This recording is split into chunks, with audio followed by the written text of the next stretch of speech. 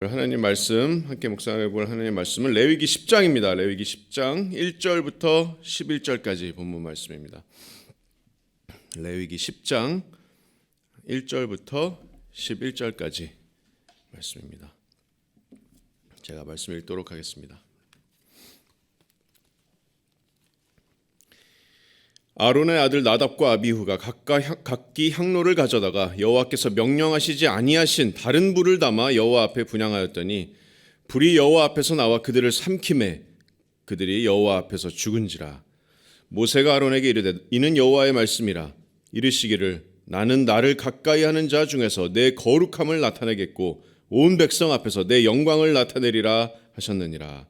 아론이 잠잠하니 모세가 아론의 삼촌 우시엘의 아들 미사엘과 엘사반을 불러 그들에게 이르되 나와 너희 형제들을 성소 앞에서 진영 밖으로 메고 나가라 하매 그들이 나와 모세가 말한 대로 그들을 옷 입은 채 진영 밖으로 메어내니 모세가 아론과 그의 아들 엘르아살과 이다말에게 이르되 너희는 머리를 풀거나 옷을 찢지 말라.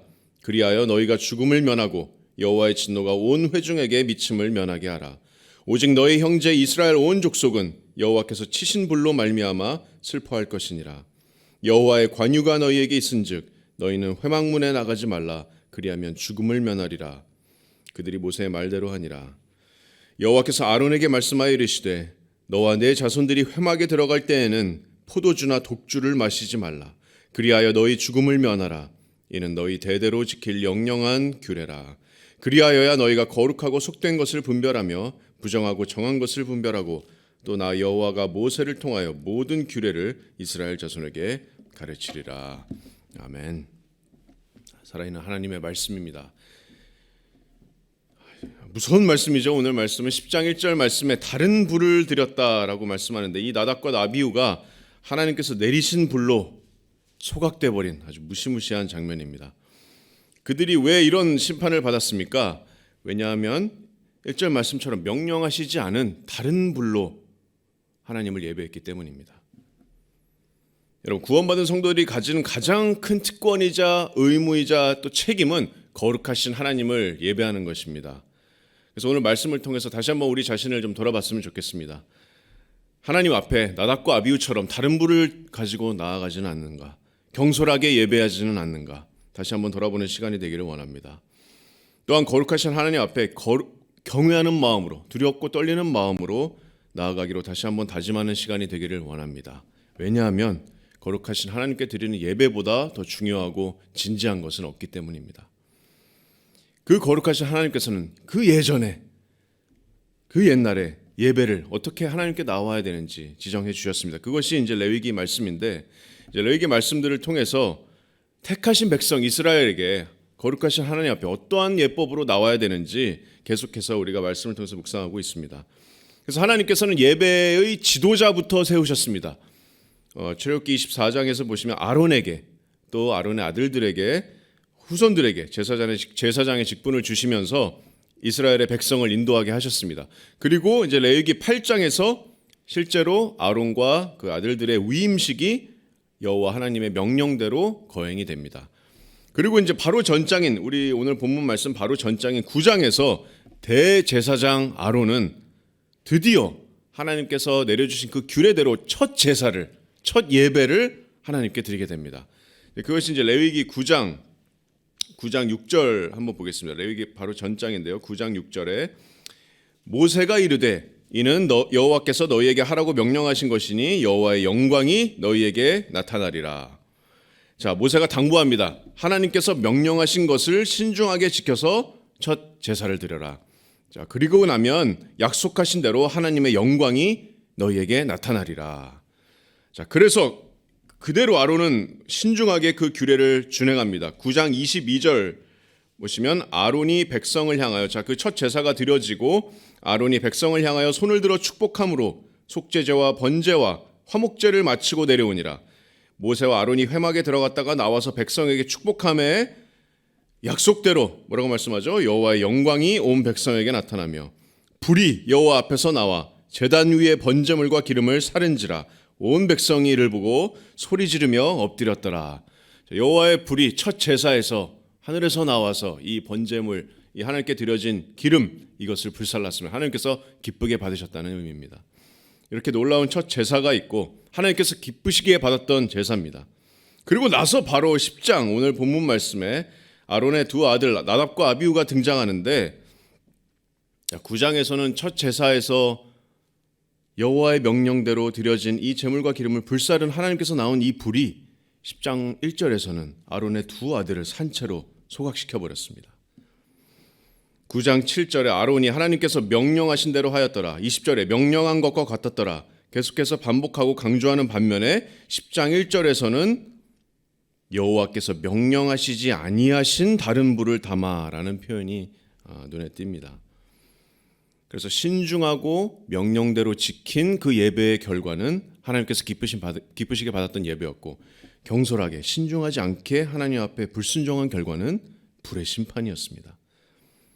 근데 이것은 모세가 이미 아론에게 또 아들들에게 경고했던 일입니다. 레위기 8장 35절에 모세는 여호와께서 지키라고 하신 것을 지키라 그리하면 사망을 면하리라. 내가 이같이 명령을 받았느니라. 이렇게 경고합니다. 아론과 그 아들들에게. 하지만 나답과 아비후는 이 경고를 받은 지 얼마 지나지 않아서 그 경고를 망각하고 하나님 앞에 나오는 예배 자리에서 하나님께서 명하신 그 규례를 범했습니다. 여러분 아답과 나비후 이 두 사람은 이스라엘 그 당대 초대 대제사장이었던 아론의 두 아들이었으면서 그래서 모세의 조카들이었습니다. 이 두 사람은 어떤 악한 사람들도 아니었고 부정한 사람들도 아니었습니다. 하나님께 특별한 선택과 축복을 받으면서 특권을 누린 자들이었습니다. 그 대제사장 아론의 뒤를 이어서 아론이 만약에 죽고 난다면 바로 그 제사장직을 위임받을 바로 첫 라인에 서 있던 두 사람이었습니다. 또 놀라운 것은 출애굽기 24장에서 시내산에서 하나님의 임재 앞에 모세가 이스라엘 지도자들과 나갈 때 이 나답과 아비후의 이름이 가장 먼저 나와 있었습니다. 출애굽기 24장 1절을 제가 읽어드리면 시내산에서 또 모세에게 이르시되 하나님께서 지금 모세에게 이르십니다. 너는 아론과 나답과 아비후와 이스라엘 장로 70명과 함께 여호와께로 올라와 멀리서 경배하고 너 모세만 여호와께 가까이 나아오고 그들은 가까이 나오지 말며 백성은 너와 함께 올라오지 말지니라. 자, 이스라엘의 지도자들이었던 70명 장로 앞에 모세와 아론 다음에 유일하게 거론된 이름 두 명이 바로 나답과 아비후입니다. 얼마나 큰 지도자였는지 짐작이 가시죠? 중요한 인물들이었습니다. 온 이스라엘 백성들은 하나님의 임재를 피해서 저 멀찌감치 산에서 떨어져 있어야 됐지만 모세 또 이스라엘 장로들 나답과 아비후를 내세운 이스라엘 장로들은 하나님께 가까이 올라가는 산으로 올라가는 축복을 누렸습니다. 가장 하나님께 가까이 다가갔던 모세를 제외하고는 하나님께 가깝게 나오는 특권을 누리던 자들이었습니다. 이 두 사람은. 그런데 이런 특권을 누렸던 이스라엘 백성의 지도자 모세의 조카 대제사장 아론의 두 아들 이 아답과 나비후는 여기 레위기 10장에서 하나님께로부터 나온 불에 삼켜지고 맙니다. 자, 그들이 불로 심판을 받은 이유를 레위기 10장 1절은 그들이 여호와께서 명령하시지 아니하신 다른 불을 담아 여호와 앞에 분향하였다 이렇게 기록합니다. 여기서 이제 다른 불, 여기서 이제 히브리어 다른, 여기 한국 개역개적 성경에서는 다른이라고 번역된 이 히브리어 단어는 허용되지 않은 불을 가져왔다. 신성 모독의 불을 가져왔다. 이상한 불을 가져왔다라는 뜻을 담고 있습니다. 그래서 정확한 어떤 불순종의 죄를 범했는지 어떤 죄를 넣은 건지 정확하게 하나님께서 기록하시지 않으셨지만 아마도 하나님께서 명령하시지 않은 다른 불을 자신들만의 불을 가져왔을 수도 있습니다. 아마도 이 두 사람은 이 정도는 뭐 큰 일이 아니겠지 하면서 대수롭지 않게 여기면서 나와왔을 수도 있습니다. 그런데 하나님 앞에서는 그것이 작은 일이 아니었습니다. 게다가 단지 이들이 가져온 다른 불만이 문제가 아니라 또 다른 문제가 있었을지 모름을 암시하는 것이 이제 오늘 보면 10장 9절입니다. 자, 나답과 아비후가 죽은 직후에 하나님께서 그들의 아버지인 아론에게 직접적으로 말씀하시는데 10장 9절 말씀에 자, 너와 내 자손들이 회막에 들어갈 때에는 뭐라고요? 포도주나 독주를 마시지 말라. 그리하여 너희의 죽음을 면하라. 이는 너희 대대로 지킬 영영한 규례라. 그래서 아무래도 그들의 죽음이 포도주 혹은 술 취함과 연관이 되어 있을지도 모르겠습니다. 그래서 어쨌든 이들이 별로 대수롭지 생각하지 않았던 이 불순종의 죄가 하나님 앞에 경솔하게 예배로 나아가는 그런 심각한 죄를 지었고, 이 죄는 심각한 결과를 초래했습니다.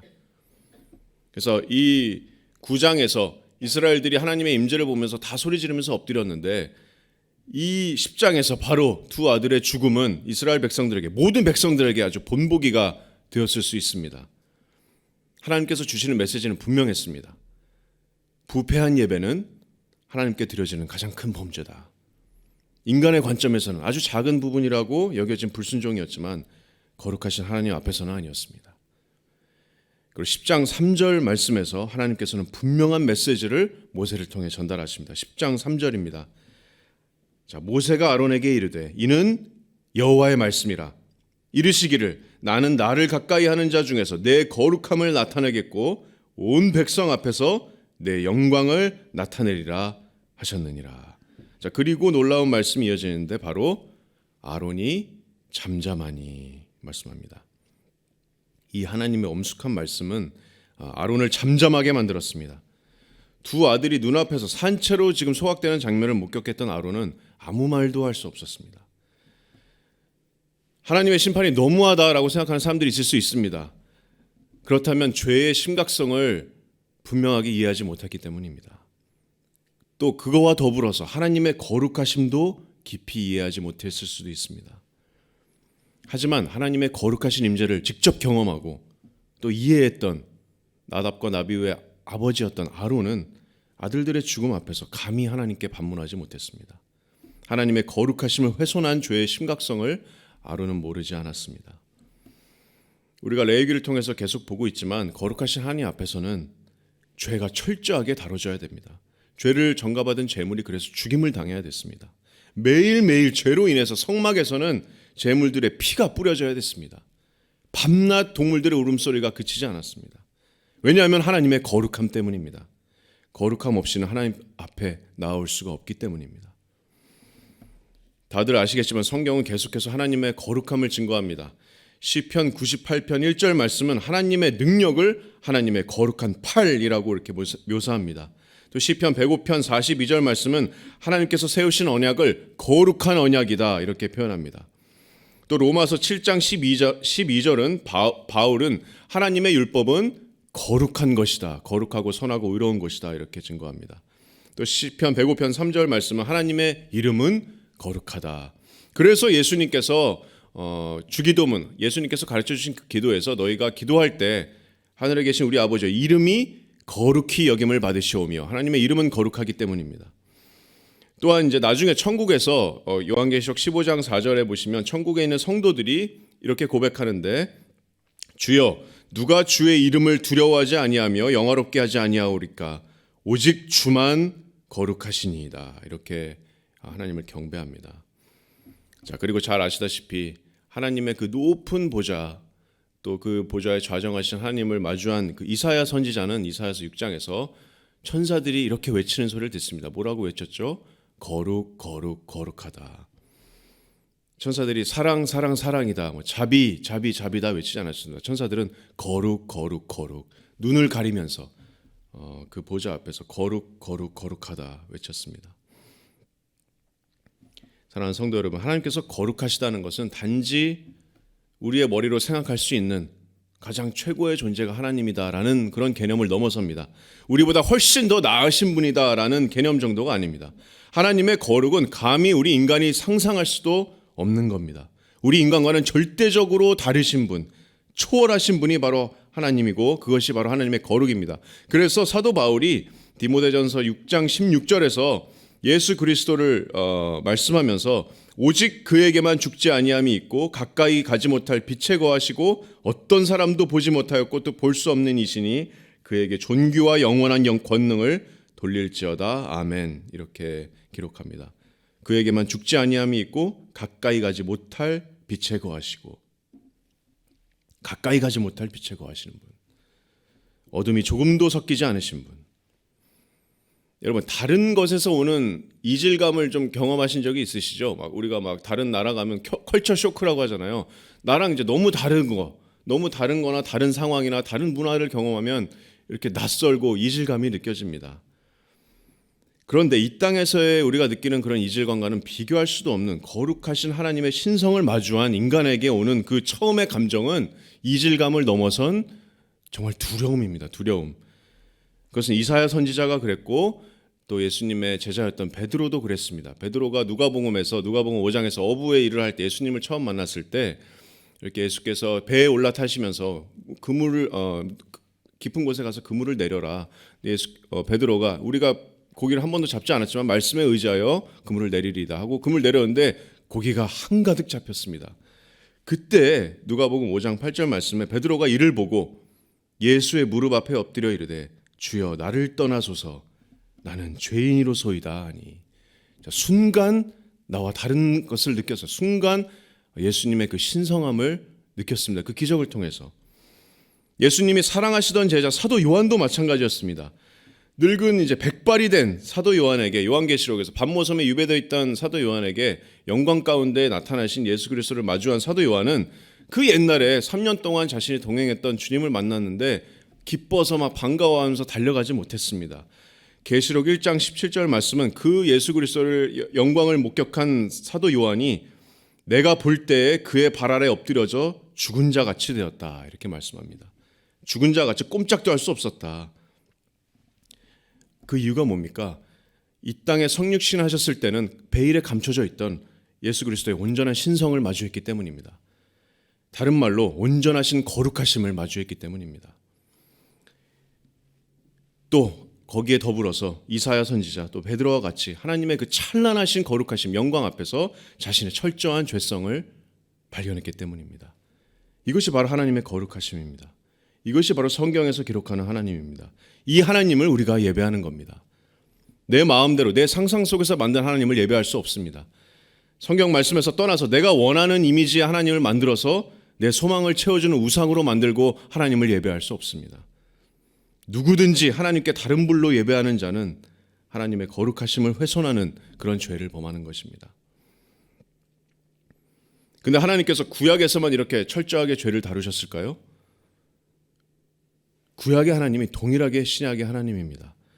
교회가 태동되고 교회가 예루살렘에서 폭발적으로 성장하면서 그 놀라운 역사 가운데 초대교회의 예배에서 하나님의 무서운 심판이 내려집니다. 여러분 기억하실지 모르겠지만 사도행전 5장에서 부부였던 아나니아와 삽비라 커플이 있는데 이제 소유를 팔아서 헌금을 내놓습니다. 사도들의 발 앞에 헌금을 내놓는데 얼마를 감추고 이것이 우리가 다 판 것처럼 이렇게 속이고 헌금을 내놓습니다. 근데 이때 베드로가 아주 엄하게 꾸짖는데 너희는 사람을 속인 것이 아니라 성령을 속인 것이다. 5장 4절 말씀에 너희가 사람에게 거짓말한 것이 아니요 하나님에게로다 이렇게 말씀하는데 이 말을 듣자마자 5절에 아나니아가 엎드려져 혼이 떠났다 이렇게 기록합니다. 바로 그 자리에서 즉사합니다. 그리고 얼마 지나지 않아서 나타난 아나니아의 아내 삽비라가 남편이 지금 죽은지도 모르고 들어오는데 베드로가 이렇게 말씀해요. 너희가 어찌 주의 영을 시험하느냐. 너희 남편을 장사하러 갔던 자들이 문 앞에 이르렀다. 그리고 그 즉시 또 혼이 떠나 사망합니다. 그리고 5장 11절 말씀에 온 교회와 이 일을 듣는 사람들이 크게 두려워하니라. 마치 나답과 아비후에게 내려졌던 심판처럼 초대교회에서 아나니아와 삽비라가 정말 본보기처럼 하나님께 심판을 당하는데 이들 모두 하나님의 거룩하심을 훼손했기 때문입니다. 경솔하게 하나님을 속이면서 주의 영을 속이면서 성령을 속이면서 하나님께 나아왔기 때문입니다.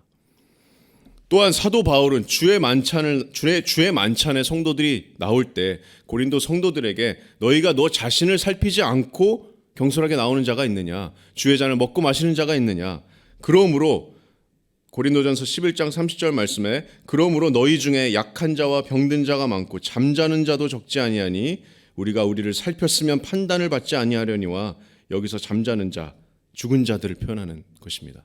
잠자는 자, 약한 자, 병든 자가 있다. 너희가 너희 자신을 살피지 않고 주의 만찬에 경솔하게 나오지 말라 이렇게 경고하는 것입니다. 그래서 사랑하는 성도 여러분, 이처럼 하나님의 기준은 달라지지 않았습니다. 하나님은 여전히 거룩하신 하나님입니다. 이 하나님 앞에 어떻게 나아가시겠습니까? 우리가 다른 불을 가지고 하나님 앞에 경솔하게 나가겠습니까? 하나님께서는 참되게 예배하는 자들을 찾으십니다.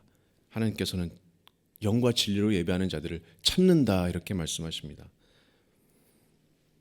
영으로 예배하는 것이 무엇입니까? 영으로 예배하는 것은 로마서 12장 1절 말씀에 우리 성도의 영적인 예배에 관해서 이렇게 말씀합니다. 로마서 12장 1절은 이렇게 말씀합니다. 너희의 몸을 하나님이 기뻐하시는 거룩한 산 제물로 드리라. 이는 너희가 드릴 영적 예배니라. 너희의 몸을 기쁘시게 하는 거룩한 산 제물로 드리라. 이는 너희가 드릴 영적 예배다. 우리의 전부를 하나님께 드리는 겁니다. 거룩한 산 제물로 드리는 것입니다. 내 전부를 거룩한 산 제물로 드리는 것, 이것은 복잡한 것이 아닙니다. 로마서 6장 12절에서 12절 말씀을 보겠습니다. 사도 바울은 그러므로 너희는 죄가 너희의 죽을 몸을 지배하지 못하게 하여서 몸의 사욕에 순종하지 말고, 또한 너희의 지체를 불의의 무기로 죄에게 내주지 말고, 오직 너희 자신을 죽은 자 가운데서 다시 살아난 자 같이 하나님께 드리며 너희의 지체를 의의 무기로 하나님께 드리라. 너희의 몸을 죄에게 무기로 내주지 말고 너희 자신을 죽은 자 가운데서 다시 살아난 자 같이 너희의 자신을 하나님께 드리면서 너희의 지체를, 너희의 몸을 의의 무기로 하나님께 드리라. 죄와 완전히 멀어지고 거룩한 산 제물로 너희의 자신을 드리라는 말입니다. 몸의 사욕에 순종하지 말고 우리 육신으로 우리의 지체를, 몸을 의의 무기로 경건함으로 드리라는 말씀입니다. 이것이 바로 영적인 예배입니다. 시편 51편 12절 말씀처럼, 다윗의 고백처럼 하나님께서 구하시는 제사는 상한 심령이라. 하나님이여 상하고 통회하는 마음을 주께서 멸시하지 아니하시리이다. 이것이 우리의 영적인 예배입니다. 상하고 통회하는 마음으로 몸의 사욕에 순종하지 않고 죄를 회개하며 하나님 앞에 애통한 마음으로 나아오는 것, 우리의 몸을 거룩한 의의 무기로 하나님께 드리는 것, 이것이 바로 우리의 영적인 예배입니다. 또 진리로 예배하는 것은 어떻습니까? 하나님께서 주신 말씀을 사랑하면서 성경에서 계시되 하나님을 더 깊이 알아감으로써 더 깊이 묵상하고, 그러므로 가장 높은 찬송과 영광을 하나님께 드리는 겁니다. 그래서 말씀이 부족하면, 내가 하나님을 피상적으로만 알고 있으면 그만큼 그와 비례해서 나의 예배도 피상적이 될 수밖에 없습니다. 하지만 우리는 그 진리 안에서, 높으신 하나님의 경륜 안에서 하나님을 알아가고, 또 그 하나님을 올바로 경외하고 몸과 마음과 힘과 뜻을 당해서 하나님을 사랑함으로 우리가 예배하기를 원합니다. 그 예배를 하나님께서 기쁘게 받아주실 겁니다. 사랑하는 성도 여러분, 그래서 예수님께서는 반모섬에서 자신이 사랑하시던 제자 앞에 영화로운 모습으로, 거룩한 신성의 모습으로 나타나셨는데, 그 죽은 자 같이 엎드려졌던 사도 요한에게 요한계시록 1장 17절 말씀에 예수께서 그가 오른손을 내게 얻고 이르시되 두려워 말라, 이렇게 말씀하셨습니다. 하나님께서 요한에게 손을 내미셨습니다. 그 옛날에 자신과 함께 이 땅에서 거닐었던 요한에게 손을 내미시고 이르시되 두려워 말라. 하나님의 자비입니다. 거룩하신 하나님의 자비입니다. 그래서 이제는 그리스도의 보혈로 말미암아서, 예수님의 십자가로 말미암아 우리가 하나님의 은혜의 보좌 앞에 담대히 나아갑니다. 우리는 이제는 구원받은 모든 저와 여러분은 왕 같은 제사장으로서 모두 다 하나님 앞에 나아가고, 자유롭게 나아가고 담대하게 나아가고 하나님을 예배할 수 있습니다. 그래서 이 은혜에 감사하면서 이제는 거룩함으로, 또 영과 진리로 담대하게, 또 감사함으로, 하나님을 사랑함으로 예배를 사모하는 저와 여러분이 되시기를 소망합니다. 여러분, 예배는 영원한 것입니다. 우리가 전도는 이 땅에서 끝납니다. 전도는 이 땅에서 끝나지만 예배는 끝나지 않습니다. 예배는 영원한 것입니다. 그래서 이 땅에서의 예배를 사모하는 데서만 그치지 않고, 우리가 나중에 죄 없는 또 부활의 몸으로 영원한 기쁨 가운데서 드려질 그 천국의 예배를 사모하면서 우리의 매일매일의 삶을 살아나가는 저와 여러분이 되시기를 소망합니다.